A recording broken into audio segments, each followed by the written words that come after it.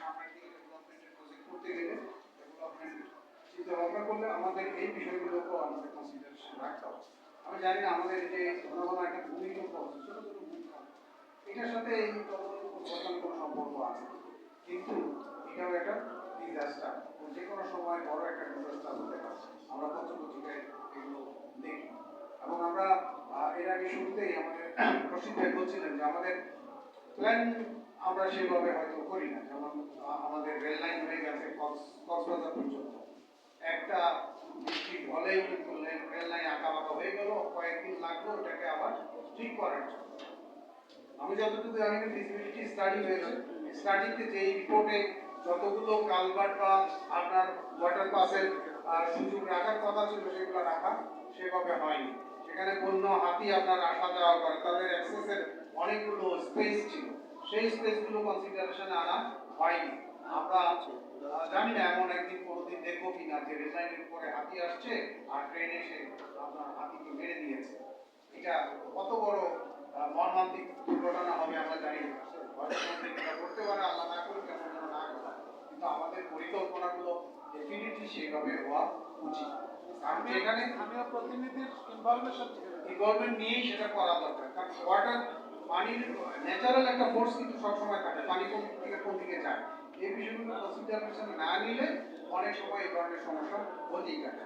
আমরা আমাদের এবারে আরেকজন আলোচক জনাব জান্নাত ফেরদৌসী লাকী, সাধারণ সম্পাদক গবেষণা উন্নয়ন কালেক্টিভ আরডিসি, যুগ্ম সম্পাদক সমন্বয়ক আদিবাসী ও সংখ্যালঘু বিষয়ক সংসদীয় ককাস, এবং উনি একজন শিল্পী। আমরা তার কাছ থেকে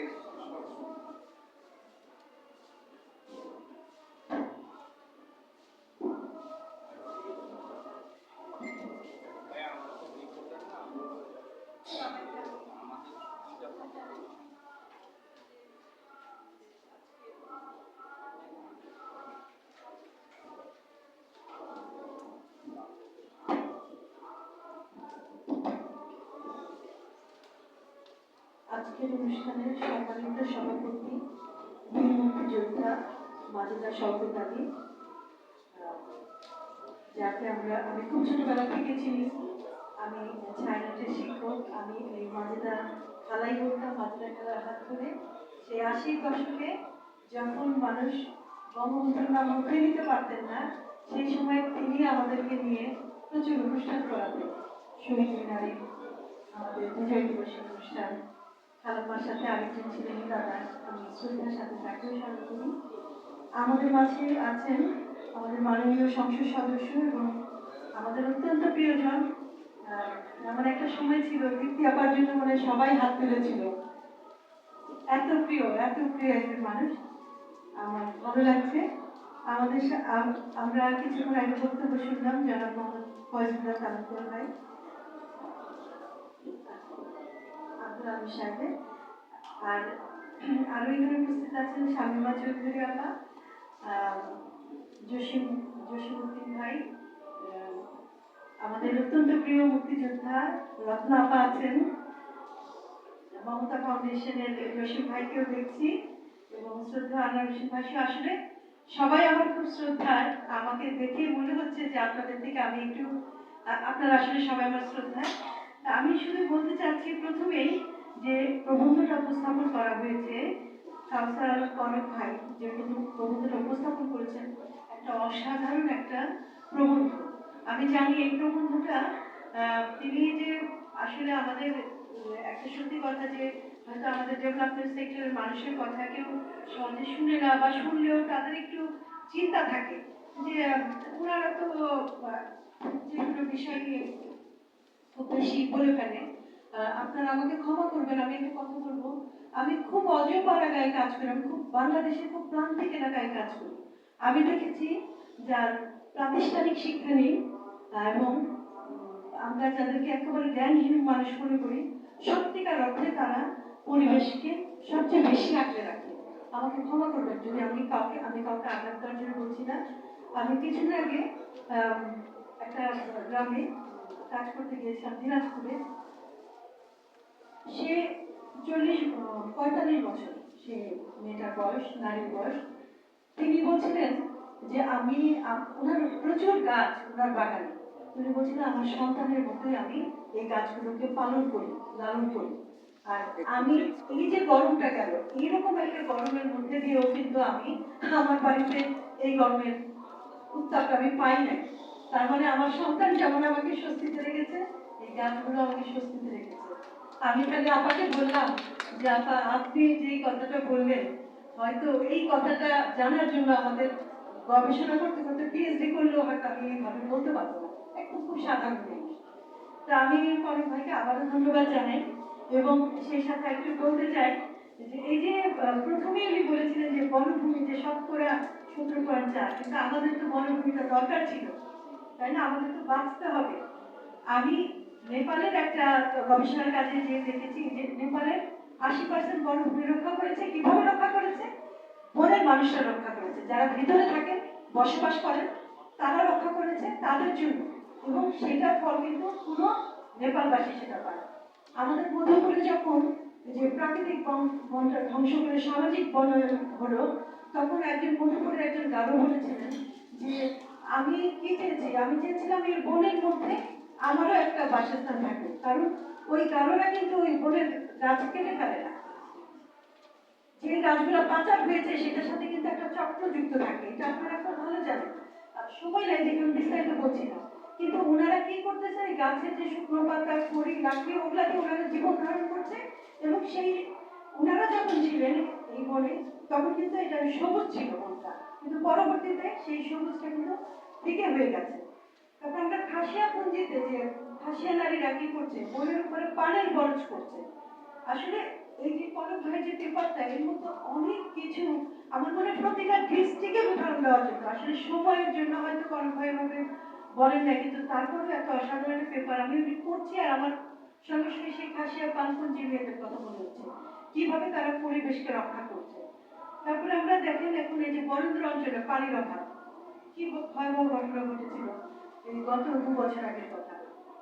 এবং একজন ভাই তো বললেন খুলনার যে রঘুনাথ যে অবস্থা, আমরা গত বছর একটা এনজিটি করেছিলাম, তার মধ্যে 15 জন নারী এসেছিলেন, যারা তার মধ্যে 13 জন বন্ধ্যাত্বের শিকার হয়েছে এই লবণাক্ত পানির জন্য, বাচ্চা ধারণ ক্ষমতা নষ্ট হয়ে গেছে।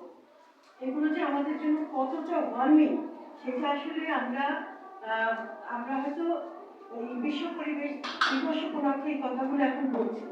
আসলে গ্লোবাল ওয়ার্মিং এর কারণে তো উষ্ণতা বাড়ছে, এবং পৃথিবীর উপর যে বরফটা, সেই বরফটা কি হচ্ছে, এত মাত্রায় গলছে যে সেগুলো নদী পথে সমুদ্রে আসছে, এবং সমুদ্রের যে উচ্চতা লেভেলটা, সেটার উচ্চতা বেড়েই তো আপনার এই যে এই জলোচ্ছ্বাস হচ্ছে। এবং সমুদ্র তীরের যে মানুষগুলো, ওরা কি করছে, তারা বাধ্য হচ্ছে ওখান থেকে সরতে, এবং এইভাবে মাইগ্রেশন বেড়েছে, এবং এই মাইগ্রেশনের ফলে কিন্তু আমাদের এই যে অর্থনৈতিক সংকটটা প্রবলভাবে বেড়েছে।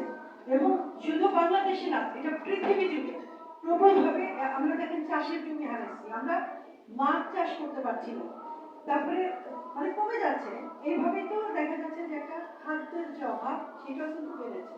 তো এই যে আমরা আধুনিক সভ্যতার কথা যদি বলি, আমাদের ছোটকালে তো আমরা অনেক বিরাট মানে ধনী ধনকুবেরের বাসায় গেলে হয়তো এসির হাওয়া খেতাম, পরিবারের মধ্যে কিন্তু আমরা এসির ব্যবহার দেখি নাই। কিন্তু আজকে আমিও কিন্তু আমার বাড়িতে প্রতিটি রুমে এসি রেখেছি, যাতে বাচ্চারা একটু আরামে থাকে। সবকিছু মিলে আমরা নিজেরাও কিন্তু অনেক দায়ী। খালি বলবো না যে সচেতনতা, সচেতন কিন্তু যথেষ্ট মানুষ, মানুষ যথেষ্ট সচেতন, তারপরেও আমরা কিন্তু এগুলো থেকে বের হতে পারছি না। এবং এই যে মাইগ্রেশনটা, এবং এই মাইগ্রেশনের ফলে আমাদের কি অবস্থা হয়েছে, আমাদের প্রত্যেক দিন প্রায়, আমি সেদিন একটা রিপোর্ট দেখলাম যে 5,000-এর উপরে ভাসমান মানুষ ঢাকা শহরে প্রতিদিন প্রতিদিন নাকি আসেন ওরা। মানে একটা কতটা ভয়াবহ হতে পারে যে আমাদের আজকে আমাদের মানব দেহের ক্ষতি হয়ে গেছে, আমাদের খালি খালি দেশের না, মানুষকে সেটা এফেক্ট করেছে।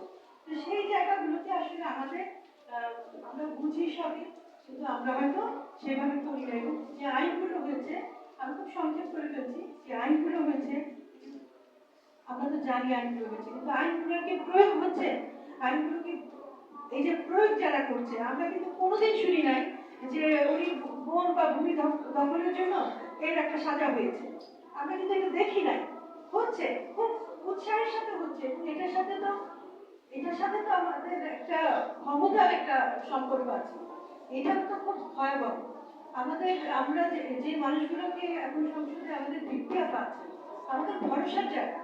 আমি তো বলবো যে আপা এই কথাগুলো তো যেভাবে প্রতিটি ব্যাপারে তো নারীর প্রতিটি ব্যাপারে ভিত্তি আলাদা লেগে যাচ্ছে। আমার মনে হয় এই জায়গাগুলোতে যেমন বন ও আমাদের যে পরিবেশ মন্ত্রণালয়, আমি মনে করি যে কিন্তু যে আইনগুলো যে আছে তার প্রশিক্ষণ দেওয়া এবং গবেষণা এটা খুব জরুরি। গবেষণার প্রশিক্ষণ দিয়ে গবেষণা করে এবং পলিসি লেভেলে এটার একটা পরিবর্তন আনা খুব জরুরি আমি মনে করি। এবং এই যে উন্নয়নটা, এই উন্নয়ন অবশ্যই উন্নয়ন হচ্ছে, সেই উন্নয়নটা যদি আসলে মানবিক উন্নয়ন হয় সেটা অবশ্যই, কিন্তু মানবিক এই উন্নয়ন মানুষ তো মানুষ যদি বেঁচে না থাকে তারা আপনি যতই টেকসই উন্নয়ন করেন সেটাতে আমি কি করবো, মানুষকে তো বাঁচতে হবে।